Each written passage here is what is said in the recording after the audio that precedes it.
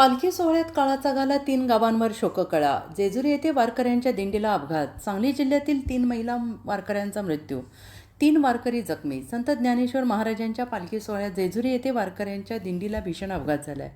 ट्रकच्या धडकेत अपघात झालेला आहे.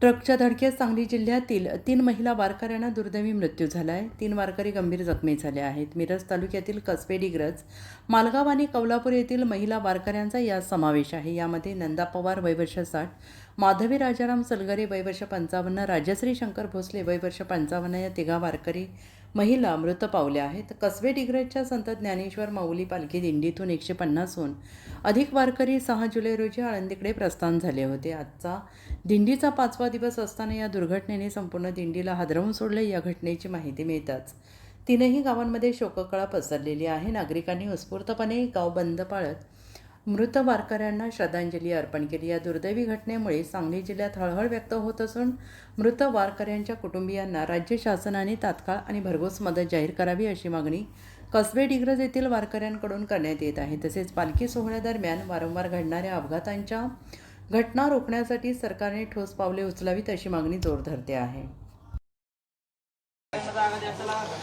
आज सकाळी जो महिला वारकऱ्यांचा अपघात झालेला आहे तो अतिशय वेदनादायी आणि दुःखदायक आहे.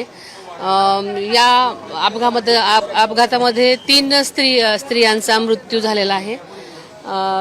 त्यांना मी भावपूर्ण श्रद्धांजली वाहते आणि खरोखरच मनाला धक्का देणारी घटना आहे. ह्याच्यामध्ये अजून 7 स्त्रिया जखमी आहेत. जखमींचा उपचार इथे चालू आहे 2 ठिकाणी. 2 जण काही ICU मध्ये आहेत, काही नॉर्मल आहेत. त्यामुळे उपचार अतिशय चांगल्या प्रकारे चालू आहे आणि चांगल्या प्रकारे काळजी घेण्याची मी त्यांना सगळ्यांनाच प्रशासनातर्फे सूचना दिलेल्या आहेत. जे जखमी झाले किंवा जे मृत्युमुखी पडले त्यांच्या कुटुंबियांना शासनाच्या माध्यमातून काय मदत करावी? आपल्याला माहिती आहे की मागे सुद्धा एक GR निघाला होता की वारकरी लोकांना, मृत व्यक्तींना 4 लाख रुपये आपण त्याच्यामध्ये जाहीर केलेले आहेत आणि जखमींचा खर्च सुद्धा त्याच्यामध्ये 2-3 प्रकारचे म्हणजे खूप क्रिटिकल असेल तर 74,000 रुपये वगैरे अशा प्रकारचे आपण खर्च देणार आहोत.